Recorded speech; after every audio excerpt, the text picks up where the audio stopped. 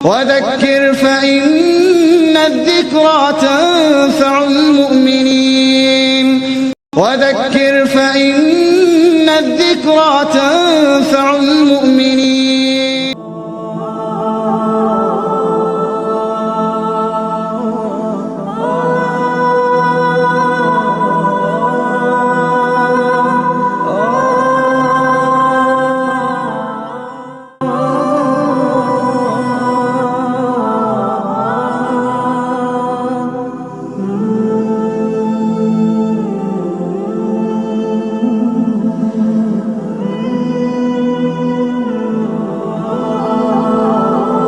الحمد لله نحمده ونستعينه ونستغفره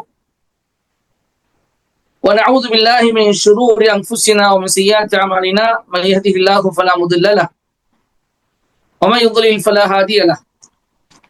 أشهد أن لا إله إلا الله وحده لا شريك له وأشهد أن محمدا عبده ورسوله أرسله بالهدى ودين الحق ليظهره على الدين كله ولو كره المشركون. أما بعد فإن خير الحديث كتاب الله وخير الهدي هدي محمد صلى الله عليه وسلم وشر الأمور محدثاتها وكل محدثة بدعة وكل بدعة ضلالة وكل ضلالة في النار. أشهد أن لا إله إلا الله وحده لا شريك له وأشهد أن محمدا عبده ورسوله. أما بعد، وقال الله تعالى في محكم تنزيل العظيم: أعوذ بالله من الشيطان الرجيم، بسم الله الرحمن الرحيم. تتجافى جنوبهم عن المضاجع يدعون ربهم خوفا وطمعا ومما رزقناهم ينفقون. وقال أيضا: إن الذين هم من خشية ربهم مشفقون والذين هم بآيات ربهم يؤمنون. رب اشرح لي صدري ويسر لي أمري واحلل عقدة من لساني يفقهوا قولي ربي زدني علما. அல்லாஹ்வுடைய கட்டளை ஏற்று அவன் நமக்கு கடமையாக்கிய ஜும்மா தொழுகையை ஜமாத்தோடு நிறைவேற்றிவிட்டு மீண்டும் ஒருமுறை அல்லாஹ்வுடைய நற்கூலியை பெறுவதற்காக அவனுடைய திருப்தியை மட்டுமே நாடி அதனுடைய ஜும்மா பிரசங்கத்தை தமிழாக்கத்தை கேட்பதற்காக இங்கே குழுமி இருக்கக்கூடிய உங்கள் அனைவர் மீதும் அல்லாஹுவின் அருளும் அன்பும் பொழியட்டுமாக என்ற பிரார்த்தனையோடு என்னுடைய இன்றைய தமிழகத்தை நான் தொடங்குகின்றேன். அருமை சகோதரர்களே, மனிதன் வெளிப்படை தோற்றத்தை பார்க்கிறான், ஆனால் உள்ளரங்கத்தை ஒரு மனிதன் பார்ப்பது கிடையாது. ஏனென்றால் உள்ளரங்கம் என்பது அவனுக்கு தெரியாத ஒன்று. உள்ளரங்கத்துக்கும் அல்லாஹ்வுக்கும் தான் தொடர்பு இருக்கின்றது. இன்னல்லாஹ யஹூலு பைனல் மர்இ வ கல்பி. அல்லாஹ் தான் மனிதன் மற்றும் அவருடைய இதயங்களுக்கு இடையில் ஊடுருவி செல்கிறான் என்று அல்லாஹ் சொல்கிறான். மனிதனுடைய பழக்கம் என்ன ஒன்று சொன்னால், ஒரு மனிதன் இன்னொரு மனிதனுடைய வெளிப்புறத்தை பார்த்து முடிவு செய்கிறான். அவனுடைய தோற்றத்தை பார்த்து, அவனுடைய செல்வத்தை பார்த்து, அவனுடைய குடும்ப பாரம்பரியத்தை பார்த்து, அவனுடைய சுற்று வட்டாரத்தை பார்த்து, இப்படி பல வகையில் மனிதன் இன்னொரு மனிதனை எடை போடுகிறான். ஆனா அல்லாஹ்வோ வெளிப்புற தோற்றத்தை பார்க்காமல் அவனுடைய உட்புற தோற்றத்தை பார்க்கிறான். இதைத்தான் நபி ஸல்லல்லாஹு அலைஹி வஸல்லம் சொல்லி காட்டினார்கள். இன்னல்லாஹ லா யன்துரு இலா சுவரிக்கும் அஜ்சாதிக்கும். நிச்சயமா அல்லாஹ் தஆலா உங்களுடைய தோற்றத்தையோ உங்களுடைய உடலையோ பார்ப்பது கிடையாது. வலாக்கி யன்துரு இலா குலூபிக்கும் வ அமாலிக்கும். மாறாக அல்லாஹ் உங்களுடைய இதயங்களையும் உள்ளங்களையும் உங்களுடைய அமல்களையும் தான் பார்க்கிறான் என்று சொன்னார்கள். காரணம், வெளிப்புற தோற்றத்தை கொண்டு ஒரு மனிதனுடைய தக்வாவை எடைபட முடியாது. மனிதனுக்கும் அல்லாஹ்வுக்கும் உள்ள தொடர்பு வெளிப்புற தோற்றத்தை கொண்டு தெரியாது. அப்போ இபாதத் செய்யக்கூடிய மனிதனா, தக்வாதாரியா, அல்லாஹ்வோடு தொடர்புடைய மனிதனா, என்று ஒரு மனிதன் இன்னொரு மனிதனுடைய வெளிப்புற தோற்றத்தை பார்த்து என்ன செய்ய முடியாது, ஒரு தீர்மானத்தை வர முடியாது. அப்ப உள்ளம்தான் இதற்கு காரணமாக இருக்கின்றது. உள்ளம் அல்லாஹ்வை அஞ்சிய நிலையில் நிரம்பி இருந்தால், அல்லாஹ்வுடைய அச்சத்தால் ஒருவருடைய உள்ளம் நிரம்பி இருந்தால், அதுதான் அவனுடைய வெற்றிக்கு காரணமாக அமைகின்றது. அவனுடைய வெளிப்புறம் எப்படிப்பட்ட தோற்றத்தில் இருந்தாலும் சரி, அவன் பணக்காரனோ ஏழையோ, குடும்ப பாரம்பரியம் உள்ளவனோ இல்லாதவனோ, நட்பு வட்டாரம் உடையவனோ இல்லாதவனோ, சுற்றுப்புற சூழல் நல்ல மாதிரி அமைந்தவனோ அமையாதவனோ, யாராக இருந்தாலும் அவனுடைய உள்ளம்தான் நாளை அல்லாஹ்விடம் வெற்றி பெறுவதற்கு காரணமாக அமைகிறது. எனவே அல்லாஹ் தஆலா அவனுடைய உள்ளத்தை தன்னுடைய 2 விரல்கள் வைத்திருக்கின்றார். அல்லாஹ்வின் தூதர் ஸல்லல்லாஹு அலைஹி சொல்லி காட்டினார்கள், அல் கல்பு பைன யதை ரஹ்மான், மனிதனுடைய உள்ளம் அல்லாஹ்வுடைய ரஹ்மான் என்ற அளவற்ற அல்லாஹ்வின் 2 பைன இஸ்பைன் ரஹ்மான், 2 விரல்களுக்கு மத்தியில் இருக்கின்றது. அவன் நாடும் போதெல்லாம் இப்படியும் பெறட்டுவான் அப்படியும் பெறட்டுவான் என்று சொன்னார். எனவே நபி ஸல்லல்லாஹு அலைஹி அவர்கள் ஒரு ஒரு உண்மையான அடிப்படை ஒன்றை சொல்லியிருக்கின்றார். அந்த அடிப்படையில் தான் ஒரு மனிதன் அல்லாஹ்விடம் நல்லவனா கெட்டவனா என்று தீர்மானிக்கப்படுவான். அது என்ன அடிப்படை? அல்லாஹ்வின் தூதர் சொல்கின்றார்கள், நுஅமான் பின் பஷீர் ரலியல்லாஹு தஆலா அன்ஹு அறிவிக்கிறார்கள், புகாரில இடம்பெற்ற செய்தி, அலா இன்ன ஃபில் ஜஸதி முத்கத்துன், அறிந்து கொள்ளுங்கள் உடம்பிலே ஒரு சதை துண்டு இருக்கின்றது. ஃபைதா ஸலுஹத் ஸலுஹல் ஜஸது குல்லு, அந்த சதை துண்டு சீராக இயங்கினால் உடல் முழுவதும் சீராக இருக்கும். வைதா ஃபஸதத் ஃபஸதல் ஜஸது குல்லு, அந்த சதை துண்டு கெட்டுவிட்டால் உடல் முழுவதும் கெட்டுவிடும். அலா அறிந்து கொள்ளுங்கள், வஹியல் கல்பு, அதுதான் கல்பாக இதயமாக உள்ளமாக இருக்கின்றது என்று ரசூலுல்லாஹி ஸல்லல்லாஹு அலைஹி அவர்கள் சொல்லி காட்டுகின்றார்கள். அருமை சகோதரர்களே, இந்த கல்பு சீராக இருந்தால் உடல் முழு சீராக இருக்கும், கல்பு கெட்டுவிட்டால் உடல் முழுவதும் கெட்டுவிடும் என்று ஒரு மனிதனுடைய வெற்றிக்கு அடிப்படையாக நபி ஸல்லல்லாஹு அலைஹி அவர்கள் இந்த இதயத்தை உள்ளத்தை செய்திருக்கிறார்கள், ஆக்கியிருக்கிறார்கள். அப்போ இந்த உள்ளம் சீர்திருத்தம் செய்யப்பட வேண்டும்.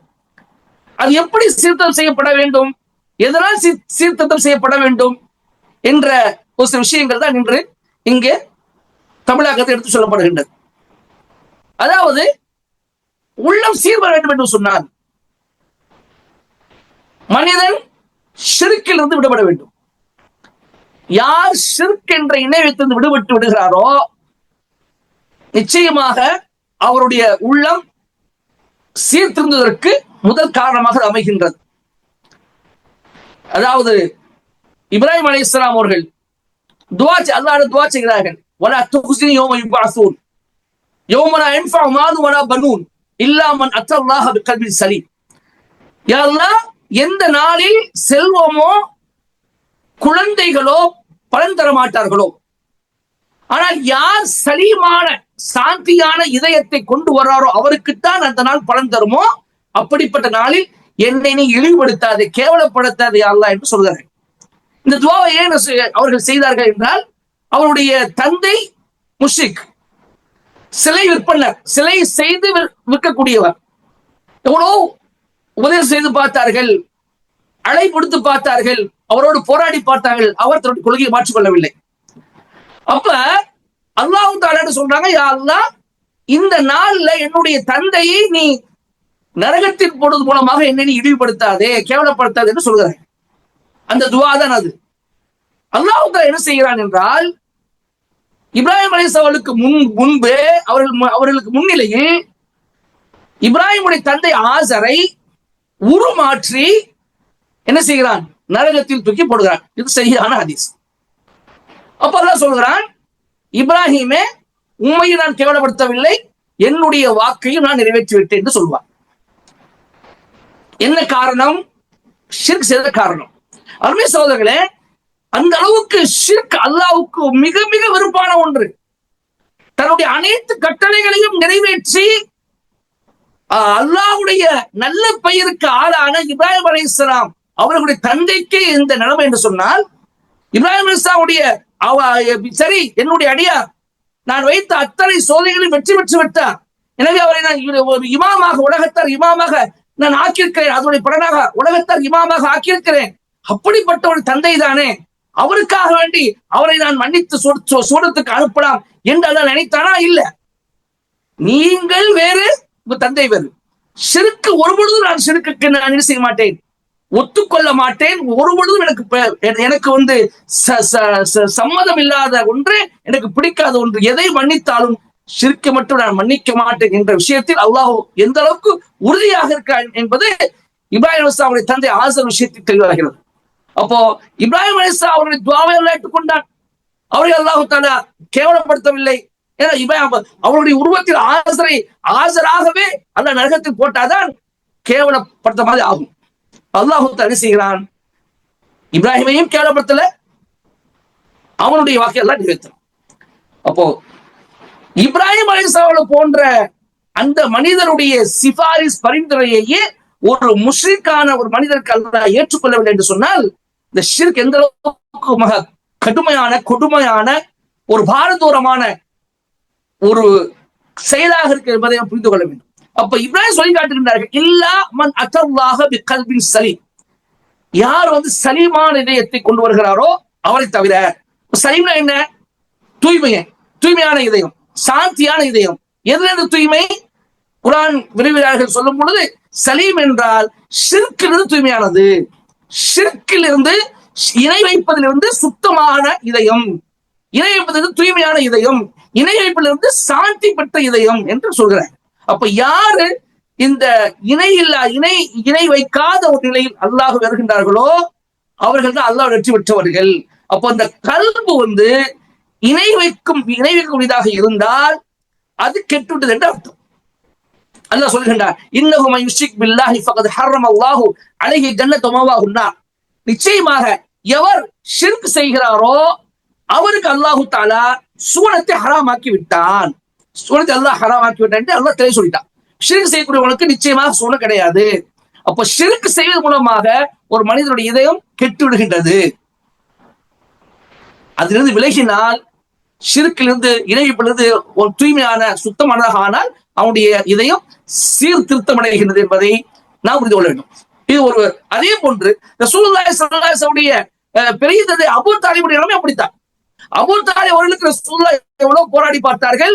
அவர்கள் கடைசியில் ஈமான் கொண்டு வரக்கூடிய ஒரு சூழல் நெருக்கமாக இருந்த நிலையில் மற்றவர்களுடைய நிந்தனைக்கு ஆளாக கூடாது என்று பயந்து அவர்கள் ஈமான் கொள்ளவில்லை. எனவே தன்னுடைய ஹபீப், தன்னுடைய விருப்பத்துக்குரியவர், மனித புனிதர், இறுதி தூதர் முஹம்மது ஸல்லல்லாஹு அலைஹி வஸல்லம் அவர்களாக இருப்பதனால் முகம்மதுக்காக வேண்டி அபூ தாலிபை நான் மன்னித்து விடுகிறேன் என்று அல்லாஹ் தஆலா மன்னித்தானா? மன்னிப்பானா? இல்ல, மன்னிக்க மாட்டான். முஹம்மதே நீங்கள் வேறு, அவர் வேறு. நீர் என்னுடைய நபித்துவத்தை முழுமைப்படுத்தியவர், என்னுடைய கட்டளைக்கு முழுமையாக கடைபிடித்து என்னுடைய கட்டளைக்கு உட்பட்டு வாழ்ந்தவர், நீ என்னுடைய நபிமா, என்னுடைய தூதரில் ஒருவர். ஆனால் அவரோ எனக்கு இணை வைத்தவர்.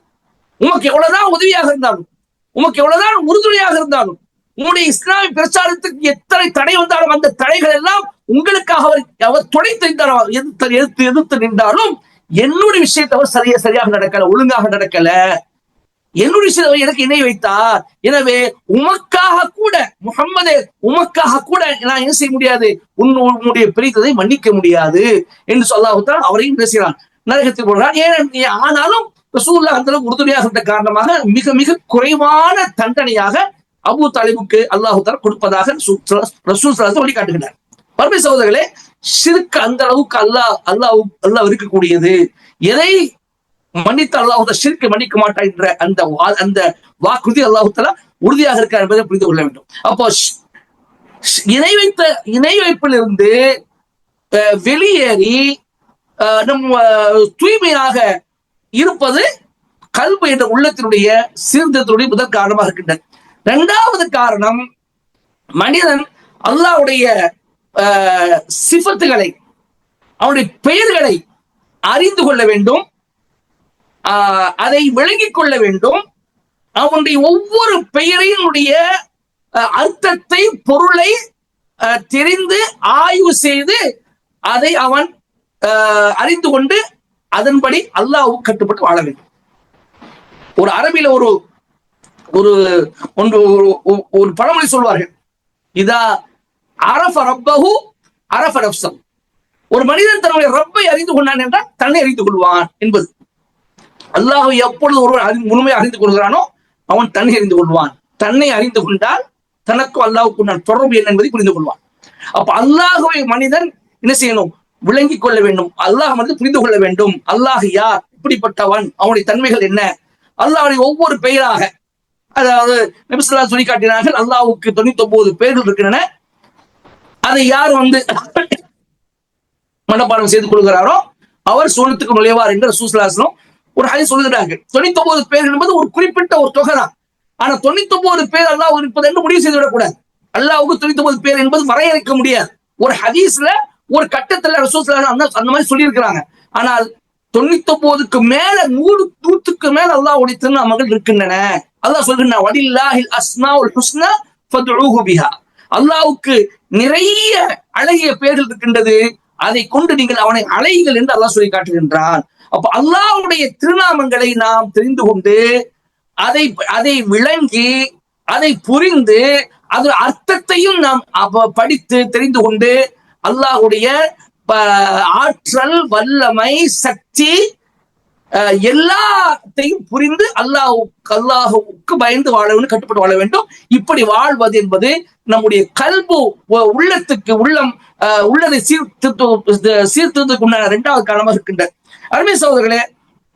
இந்த மாதிரி அல்லாஹ் புரிந்து வாழக்கூடிய மனிதர்கள் தான் எப்படிப்பட்ட இருப்பார்கள் என்று நாம பார்க்கின்ற பொழுது, இவர்கள் வெளிப்புற தோற்றத்துக்கு எந்த ஒரு முக்கியத்துவம் கொடுக்க மாட்டார்கள். இவர்கள் அதாவது தன்னை பற்றி எந்த ஒரு அக்கறையும் கொள்ள மாட்டார்கள்.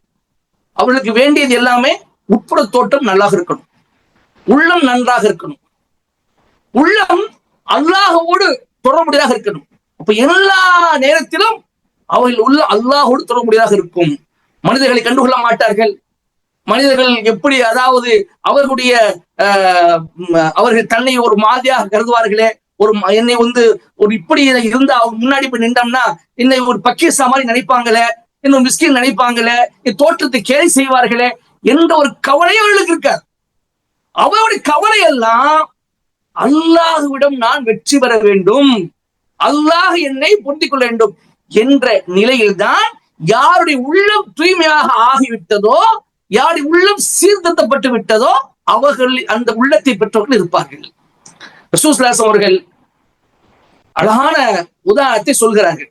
ஒரு ஹதீஸ் முஸ்லிம்ல ஒரு செய்தி பதிவு செய்யப்பட்டிருக்கின்றது. அபூ ஹுரைரா ரலியல்லாஹு அன்ஹு சொல்கிறார்கள், ருப்ப அஷ்அஸ அக்பர மத்ஃபூஅன் பில் அப்வாப் லவ் அக்ஸம அலல்லாஹி லஅபர. அதாவது எத்தனையோ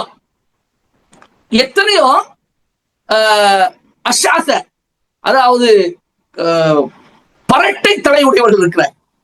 அஷ்அஸனா பரட்டை தலையுடையவர்கள், அதாவது தலையை சீவ மாட்டாங்க, எண்ணெய் தேய்க்க மாட்டாங்க, தலைய பெனைய மாட்டாங்க, எப்படியும் போட்டோம் என்று பக்கி சமல் இருப்பாங்க. அப்படிப்படாது ரொம்ப அஷ்அஸ. எத்தனையோ பரட்டை தலையுடையவர்கள், அகுபர அழுக்கு பிடித்த ஆடை அணிந்தவர்கள் இருக்கிறார்கள். மத்ஃபூஅன் பில் அப்வாப், வீடுகளுக்கு போய் அனுமதி கேட்ட அனுமதி மறுக்கப்படுவார்கள், வீட்டிலிருந்து துரத்தப்படுவார்கள்.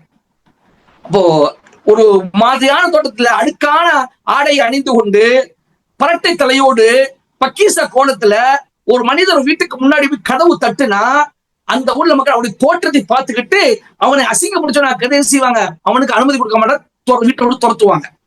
அழகா சொல்றாங்க, எத்தனையோ பரட்டை தலையுடைய அழுக்கு நிறைந்த ஒரு மனிதர் வாசலிலேயே அவர் துரத்தப்படுகிறார். இப்படிப்பட்ட ஒரு இருக்கிறார் என்று சொன்னால் ரசூலுல்லாஹ் சொல்றாங்க, லவ் அக்ஸம அலல்லாஹி லஅபர்ர. ஆனால் அவர் அல்லாஹ் மீது சத்தியம் செஞ்சு ஒன்றை கூறினால் அதை அல்லாஹ் நிறைவேற்றுவான் சொல்றாங்க. இங்க என்ன சொல்றாங்க? சொல்லும் அவருடைய உள்ளம் அல்லாஹ்வோடு தூய்மையாக இருக்கின்றது, அவருடைய உள்ளம் தக்வாவால் நிறைந்திருக்கின்றது, அவருடைய உள்ளம் தௌஹீதால் இஹ்லாஸால் நிறைந்திருக்கின்றது. ஆனால் வெளிப்புற தோட்டம் மக்கள் வெளிப்புற தோட்டத்தை பார்ப்பதன் காரணமாக மக்கள் வெளிப்புற தோட்டத்தை வைத்துதான் ஒரு மனிதன் எடை போடுகின்ற காரணமாக அவன் பொருத்தப்படுகிறான். ஆனா அவனும் அல்லாஹ்விடத்தில் உயர்ந்தவன், அவன் தான் அல்லாஹ் சிறந்தவன். அல்லாஹ்விடத்தில் உயர்ந்தவனாக சிறந்தவனாக இருக்க போய்த்தான் அவன் அல்லாஹ் பேரை சொல்லி ஒரு சத்தியம் செய்தால் அது நிறைவேறும், அல்லாஹ் அதை நிறைவேற்றுவான் என்று சொல்லி காட்டுகின்றார். இவ்வளவு ஒரு அழகான ஒரு தத்துவம் பாருங்க. அல்லாஹுடைய நல்லடியார்களுக்கு உண்டான ஒரு அந்தஸ்து. எனவே அல்லாஹ் குர்ஆன் சொல்லி காட்டுகின்றான், இன்ன அக்ரமக்கும் இன்தல்லாஹி அத்காக்கும், நிச்சயமா உங்களிடையே அதிக சங்கைக்குரியவர் அல்லாஹ்விடத்தில் அதிக தக்வா உடையவரே. சங்கைப்படுத்தப்படுவதற்கும் மதிப்பு கொடுக்கப்படுவதற்கும் மரியாதை செலுத்தப்படுவதற்கும் கண்ணியம் கொடுக்கப்படுவதற்கும் தகுதியானவர் தக்வாதாரி, யார்ட்ட? அல்லாஹ்ட்ட. ஆனால் மனிதர்களுக்கு நேர் மாற்றம், கண்ணியத்துக்கும் சங்கைக்கும் மரியாதைக்கும் கௌரவத்துக்கும் உரியவர் அழகான தோற்றத்துடையவர், பணக்காரர், செல்வந்தர், குடும்ப பாரம்பரியம் மிக்கவர், அந்தஸ்துடையவர். இது மனிதர்களுக்கு. அல்லாஹ்விட்ட தக்வா. அல்லாஹு தஆலா என்ன ரசூலுல்லாஹ் சொல்லி காட்டுறாங்க, இப்படிப்பட்ட ஒரு வெளி தோற்றத்தை பார்த்து மக்கள் முடிவெடுக்கிறார்கள், ஆனால் அவருடைய உள்ளமும் அல்லாஹ்வுக்கு தொடர்புடையதாக இருக்கின்றது. ஒரு சம்பவம் இடம்பெறுகின்றது. அனஸ் பின் மாலிக் ரலியல்லாஹு தஆலா அறிவிக்கிறார்கள், அதாவது புகாரி முஸ்லிம் இடம்பெறுகின்றது. அனஸ் பின் நதர் உடைய மகள் ருபை பின்த் அனஸ், அந்த பெண் ஒரு அன்சார் குடும்பத்தை சேர்ந்த ஒரு பெண்ணுடைய பல்லை, அதாவது உடைச்சிடுறாங்க. அப்போ பல்லுக்கு பல்லு என்ற கிஸ்ஸாஸ் அடிப்படையில் ருபை பின்த் நதர் அனசுடைய பல்லை உடைப்பதற்கு ரசூலுல்லாஹ் உத்தரவிடுகிறார், பல்லுக்கு பல்லின் அடிப்படையில். அப்போ அனஸ் பின் நதர் ரலியல்லாஹு அன்ஹு ரசூலுல்லாஹ் கேட்கிறாங்க, அல்லாஹ் தூதரே, ருபையுடைய பல் உடைக்கப்படுதா அப்படி கேட்கிறாங்க. ஆம், கிதாபுல்லாஹுல் கிசாஸ் யா அனஸ், அனஸே இது கிசாஸ், அல்லாஹ்வுடைய சட்டம். கிசாஸ் என்பது அல்லாஹ்வுடைய சட்டமாச்சே. அப்ப பல்லுக்கு பல்லின் அடிப்படையில் பல்லை உடைத்தான் ஆக வேண்டும் என்று சொல்றாங்க. அப்ப அனஸ் பின் நதர் சொல்லி காட்டுகின்றார்கள், வல்லாஹி லா துக்ஸர் தனியத்துஹு, அல்லாஹ்வின் சத்தியமாக அவருடைய பல் உடைக்கப்படாது என்று சொல்கிறார். என்ன நடக்குது என்றால், அந்த யாருடைய பல் உடைக்கப்பட்டதோ அந்த குடும்பத்தவர் மன்னித்து விடுகிறார்கள். அது வரைக்கும் பிடிவாதமாக இருந்தார்கள். கிசாஸ் வேணும், பல்லுக்கு பதிலாக பல் உடைக்கப்பட வேண்டும் என்று பிடிவாதமாக இருந்த குடும்பத்தினர் இந்த வல்லாஹி அல்லாஹ்வை சத்தியம் செய்து அவருடைய பல் உடைக்கப்பட மாட்டார் என்று சொன்னதுக்கு பிறகு அவர்கள் இறங்கி நாங்க மன்னிச்சிடறோம், எங்களுக்கு அதுக்கு பரிகாரம் கொடுத்த நாங்க ஃபிதியா வாங்கிட்டு அங்க விட்டு மன்னிச்சு விட்டுறோம் என்ற ஒரு முடிவுக்கு வந்தார்கள். அந்த கடைசியில் ஃபிதியா கொடுக்கப்பட்டு அதுக்கு அவர்களுடைய பல் உடைக்கப்படாமல் காப்பாற்றப்பட்டது. ரசூல் சொன்னார்கள், இந்த சம்பவத்துக்கு ரசூல் சொன்னாங்க, இன்ன மின் இபாதில்லாஹி மல்லு அக்ஸம அலல்லாஹி லா அபர்ரா, அல்லாஹ்வுடைய அடியார்கள் ஒரு சிலர் இருக்கிறார்கள், அவங்க அல்லாஹ் மீது சத்தியம் செய்த ஒன்றை கூறினால் அல்லாஹ் அதை நிறைவேற்றுவான் என்று சொன்னார்கள். முத்தஃபக் அலைஹ், புகாரி முஸ்லிம் ஹதீஸ் இடம்பெறுகின்றன. அப்போ அனஸ் பின் நதர் உடைய அந்த விஷயத்தை நாம கேள்விப்படும் போது அவரும் அவருடைய உள்ளமும் அல்லாஹுவோடு எந்த அளவுக்கு தொடர்பு இருந்திருக்கிறது என்பதை நாம் பார்க்க முடியும். அப்போ உள்ளம் யாருடைய உள்ளம் சீர்திருத்தப்பட்டதோ, யாருடைய உள்ளம் தூய்மையாக இருக்கின்றதோ அவருக்குத்தான் இந்த மாதிரி எல்லாம் நடக்கும். அல்லாஹு தஆலா அவர்களுடைய பண்புகள் பற்றி, யாருடைய உள்ளம் தூய்மையாக இருக்கின்றதோ, இஹ்லாஸா நிறைந்திருக்கின்றதோ, அவருடைய பண்புகள் பற்றி ஒரு சில பண்புகள் அல்லாஹ் குர்ஆன் சொல்லி காட்டினான். அதை சொல்லிவிட்டு நான் முடித்து விடுகின்றேன்.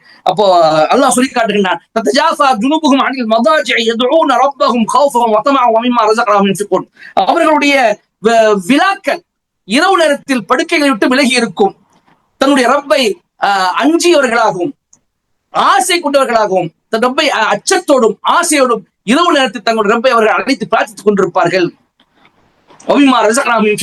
நாம் அவர்கள் கொடுத்தவற்றிலிருந்து அவர்கள் என்ன செய்வார்கள், செலவு செய்வார்கள் என்று அல்லாஹ் சொல்லி காட்டுகின்றார். இது இந்த மாதிரி ஏற்கனவே நான் சொன்ன அந்த மக்களுடைய பண்பிலிருந்து அந்த மாதிரி மனிதனுடைய பண்பு ஒரு பண்பு. அடுத்து அல்லாஹ் சொல்லி காட்டுகின்றான், இன்னல்லதீன ஹும் மின் கஷ்யத்தி ரப்பிஹிம் முஷ்ஃபிகூன் வல்லதீன ஹும் பிஆயாத்தி ரப்பிஹிம் யுமினூன். நிச்சயமாக அவர்கள் எப்படிப்பட்டவர்கள் என்றால் தன்னுடைய ரப்பினுடைய அச்சத்தை கொண்டு நடுங்கிக் கொண்டிருப்பார்கள். வல்லதீன ஹும் பிஆயாத்தி ரப்பிஹிம் யுமினூன்.